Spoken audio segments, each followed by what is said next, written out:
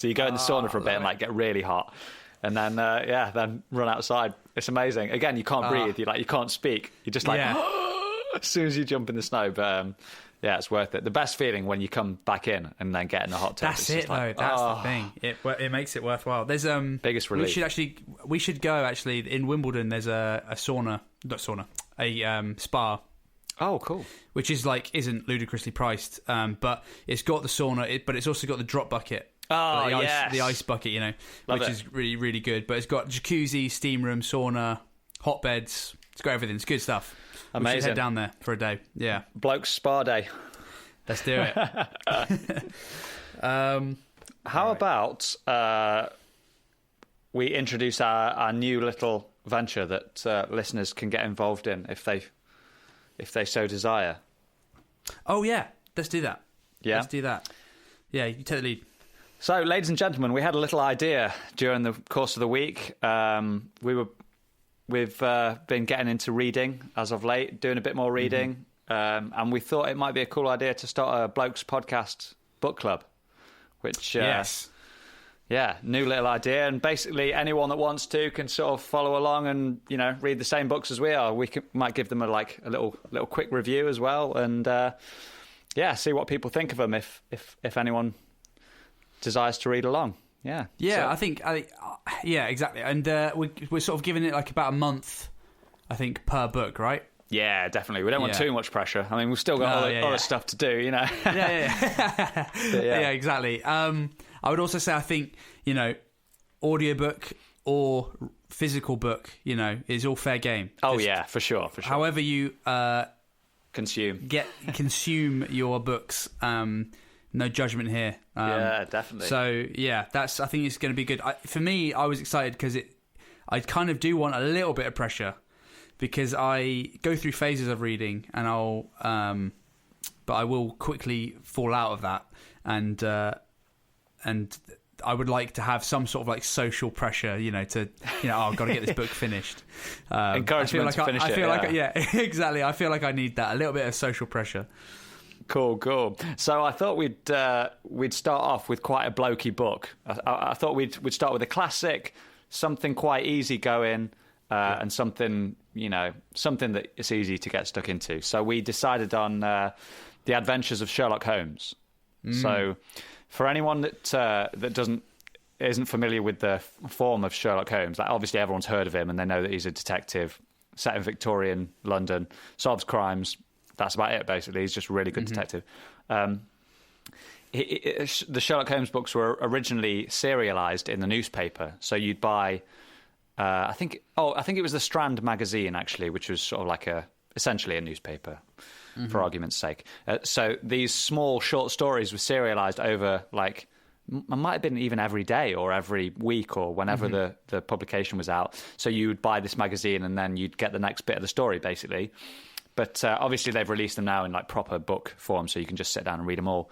But the Adventures of Sherlock Holmes are split into these nice, easily digestible, little nuggets, basically. So you can pretty much read one in an hour, right? Roughly. So I would say. Yeah, and there are, I think, maybe about 10 or 12 in the Adventures of Sherlock Holmes. So yeah, they're just nice and easy to get stuck into. Some great characters, classic things, especially if you've seen the Benedict Cumberbatch TV series, the modern one. As soon as you've read the Adventures, you realise that all these little things are from the books, and they're all, you'll just enjoy it loads, basically, especially if you've seen the Cumberbatch stuff.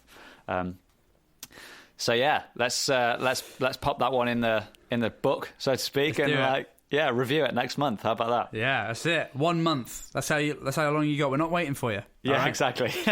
All aboard. Yeah.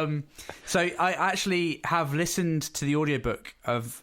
I need to go back and check what I was listening to, but I feel like it was the collection of Sherlock Holmes. So I feel like there were extra things written after these short stories. Am I right? Yeah. So there's a ton of short stories, maybe 50 or something, and they're split into things like The Adventures of Sherlock Holmes, which is a collection of maybe 10. Then the Memoirs of Sherlock Holmes, the Casebook of Sherlock Holmes. All this. So they're all groups. So you can, if you want to, you can read all of them. But we're just concentrating on the Adventures. And then they also did some proper novel-sized ones, like The Hound of the Baskervilles, like the famous one, or Study in Scarlet, things like that. Yeah, so those two, those two were part of the sort of. I feel like I had this Sherlock Holmes like full collection on audiobook. Oh, sweet. And it was pretty massive, the amount I was listening to. And I actually, I was telling you about this when we decided on the book that midway through the Baskervilles, no, maybe it wasn't. That's the only one I can remember though. I crashed my car. Yeah. and no joke, I had a couple of like, I don't know, I wouldn't call them nightmares, but definitely dreams of me crashing my car to the audio of these books. So, amazing. And I've never gone back to listen to it again. Like if I clicked play on Audible now, and I mean this was years ago, but if I click play on Audible now, it would start the moment I'd crashed my car. Basically, like amazing. I haven't touched it since. So I'm going to be working through some stuff. You know, I'm going to be working through some stuff with this, but I think this is going to be good. I think my therapist has told me this is going to be good for me. So nice. Great. Oh God, great idea. Are you ready for another drink? That's exactly what I was going to say, mate. I'm excited for this one. Fantastic. Okay, cool. You go first then. If you've got something exciting, yeah, please do. Okay. All right. So again, I mentioned that it was my partner's birthday this weekend, and a package arrived with loads of presents for.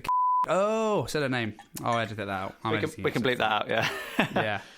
We'll bleep that out. No one will know her.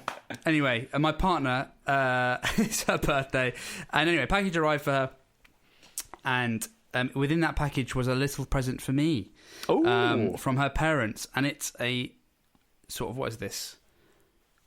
50 milliliter bottle, so a very small one, of Wolfburn. Ooh. Have you ever heard of the distillery Wolfburn? I haven't. I hadn't. No, yeah, I hadn't either.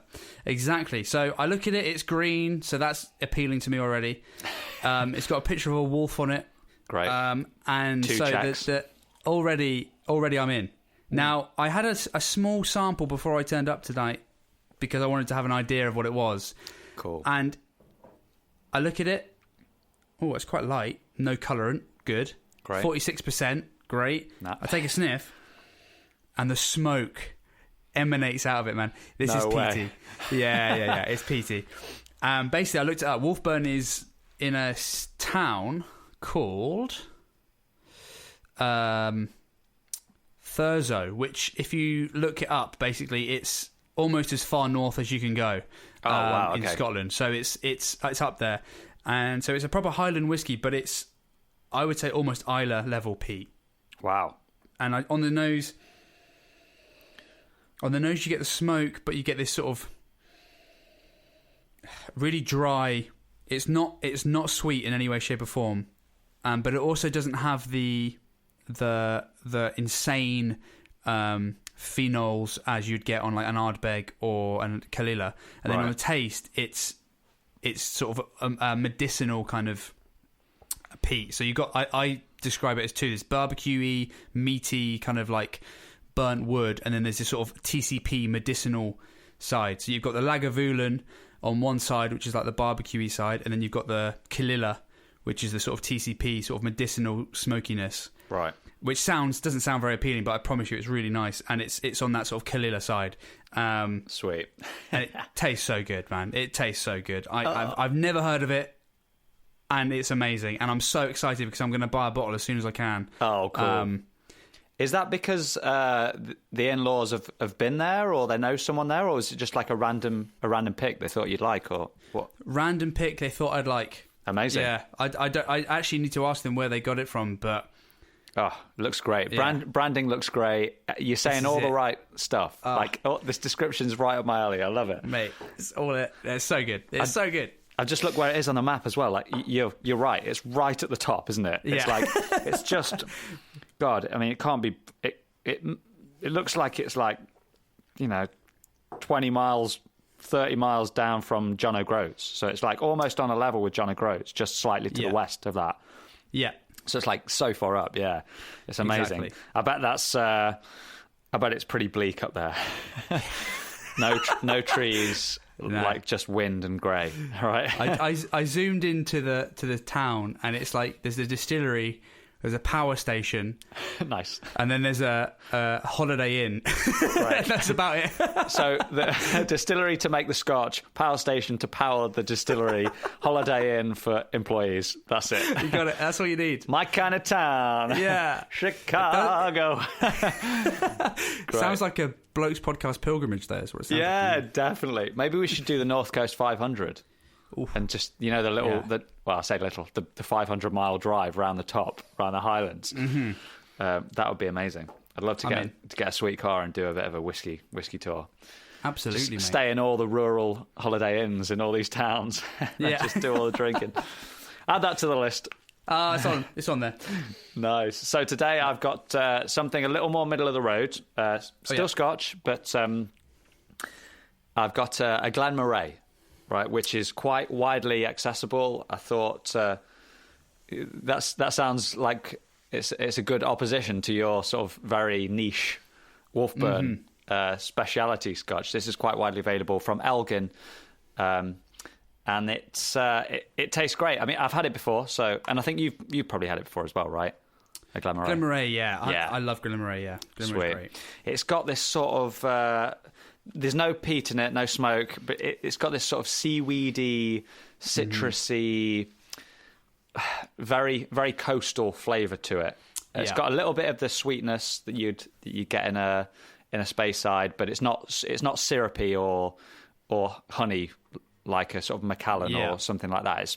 It's just a hint of sweetness, and then this salty, seaweedy with a hint of citrus sort of thing. Just goes down a treat, nice and easy.